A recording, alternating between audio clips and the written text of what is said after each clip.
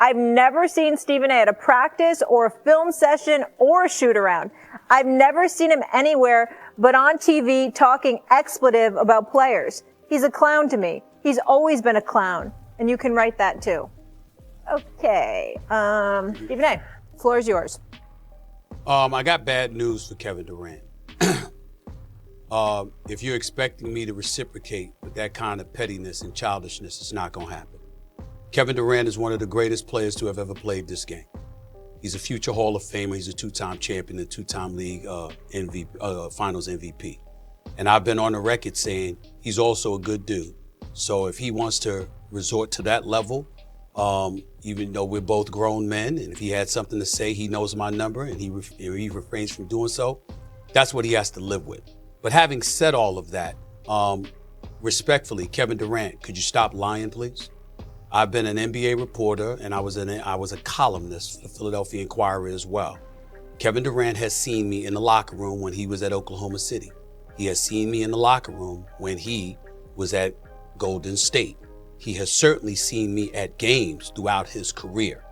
But unfortunately for him, I don't have to be at shoot around. And I don't have to be in the post-game locker room. I happen to have a hit show that's been #1 for 12 years. I have other things to do with my time. I go to games all the time. I'm not a beat writer anymore. So let's get that out the way. The other thing that I would say is this, respectfully. Kevin Durant is going to have to answer this question. Who's allowed to talk about him? Charles Barkley played this game as a Hall of Famer. He got a Charles Barkley. Shannon Sharpe is a Super Bowl champion, a 3-time Super Bowl champion, and a Hall of Famer. He got at Shannon. He's gotten at players, the C.J. McCollums of the world, the Dennis Schroeders of the world, and others. He's gotten at fans. And oh, by the way, did it discreetly because he had, accounts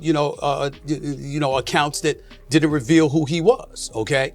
So there's a whole bunch of things. So I don't understand it. It's contemporaries and colleagues. It's former players. It's present players. It's the media. It's the fans. It's whomever. Is anyone allowed to talk about Kevin Durant? Anybody at all? Because I don't understand it. I really don't get it. Anybody that has something to say isn't qualified to say something about him. I'm not going to disrespect him. I respect him too much. And I will reiterate to the audience what I said. He is one of the greatest players to have ever played this game. And regardless of his sensitivity and petulance and flagrant immaturity, he also happens to be a very, very good dude. I've always had profound respect for him. I'm the same guy, Kevin Durant, that you asked to show up on your show, The Boardroom. I'm the same guy that you executive produced a documentary on Stephon Marbury and featured me in it.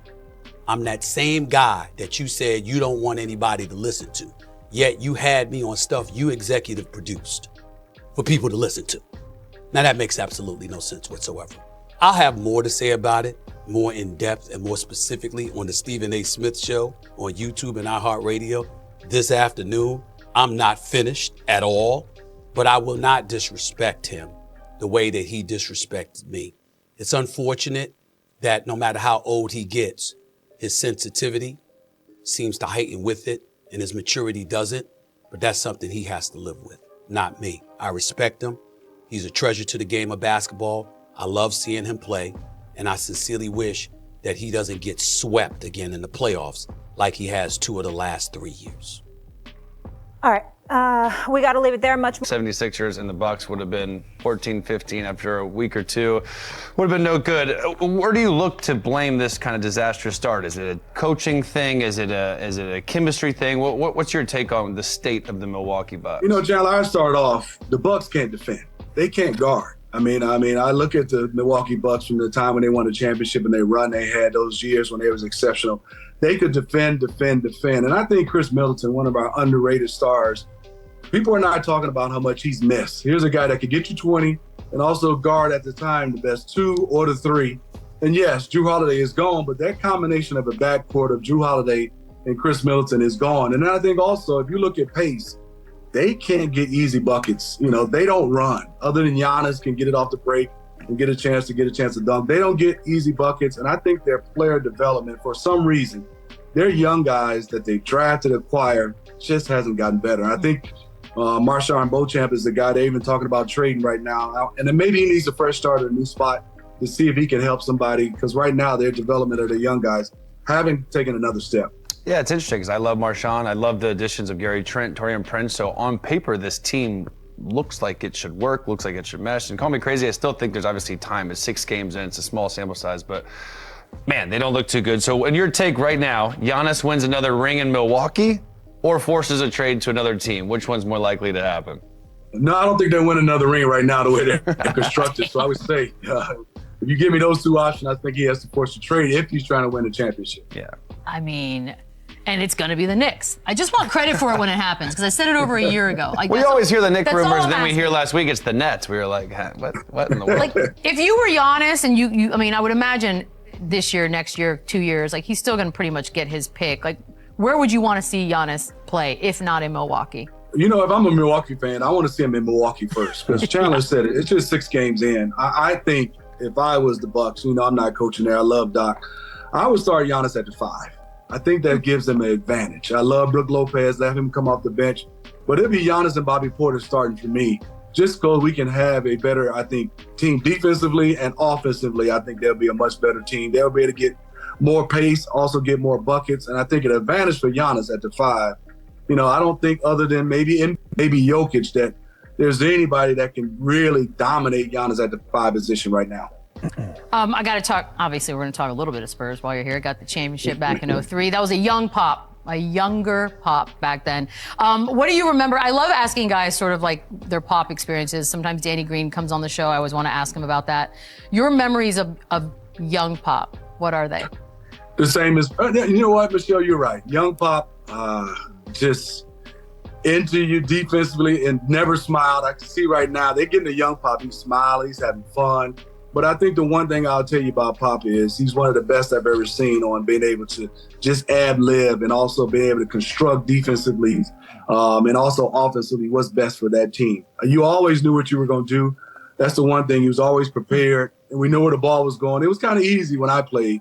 Smitty throw it to Tim Duncan, go get in the corner and wait to hit a 3. So it was totally different. But I will say he changed after he lost Tim and David. He's just one of those basketball minds that is unbelievable. And I think right now, I thought he was probably about to leave Michelle 2 or 3 years ago, but I think this Wemby right now has really energized him. He looks happy and he looks like he's ready to go again. Smitty, in 2002, Tim Duncan won the MVP award, and you were there when he received that award. You wore a suit. You wore a suit to the ceremony.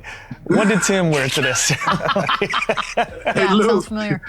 He wore just like your reaction when he laughed. For me as a veteran, you know, I'm excited. I'm coming in with a suit. That's just the way I look at it. The Burks. And Lou, as me, Kevin Willis, some of the older guys, Steve Kerr, I said, Tim, I know you're not wearing this.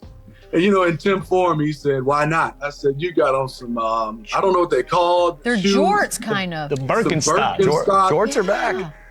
Jorts But then are he back. had on these, I mean, that was Tim.